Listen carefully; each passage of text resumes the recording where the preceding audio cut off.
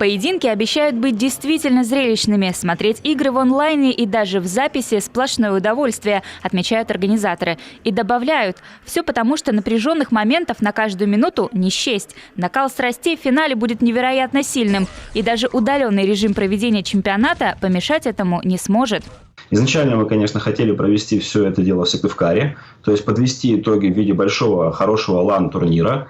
Но, к сожалению, из-за такой вирусной активности мы вынуждены все это проводить в онлайне. Но, в принципе, это неплохо. Финальные игры чемпионата – это возможность поддержать любимых игроков, познакомиться с другими геймерами и болельщиками. Это, пожалуй, самое важное событие для тех, кто играет в компьютерные игры и следит за развитием киберспорта в Коми. Точное расписание и ссылки на онлайн-трансляции можно найти в официальной группе Федерации компьютерного спорта «Коми». Сам чемпионат разделен на 3 этапа. Первые 2 уже прошли, причем успешно. С конца марта 450 человек сражались на виртуальных полях Dota 2, Counter-Strike и FIFA.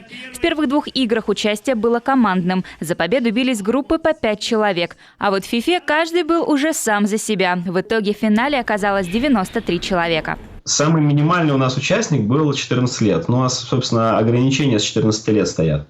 Если бы этого ограничения не было, были бы и люди и моложе.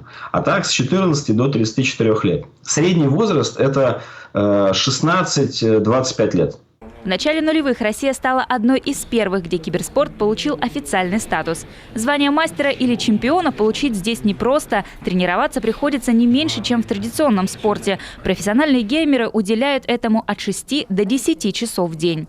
Нужно очень часто тренироваться, очень много. Вот те же профессионалы, которые играют на высоком уровне, они тратят около 10 часов в день. Сейчас, во время вот этой пандемии, очень полезно как раз-таки сидеть дома и вот играть в эти игры. Вот даже все профессионалы, те, кто играют в футбол, все блогеры, стримеры, музыканты, Егор Крид тот же, они все в эту игру играют, в Counter-Strike.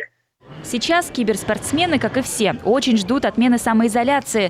В этом случае для них все-таки будет организована живая встреча. LAN-турнир, как масштабный итог всему чемпионату, проведут в Сыктывкаре в День Республики. Игроков разместят в компьютерных клубах, где им также предложат пройти как минимум 3 игры. По итогам встречи организаторы сформируют первую сборную республики по киберспорту, чтобы лучшие из лучших представили наш регион уже на всероссийском уровне. Евгения Гладкевич, телеканал Юрган.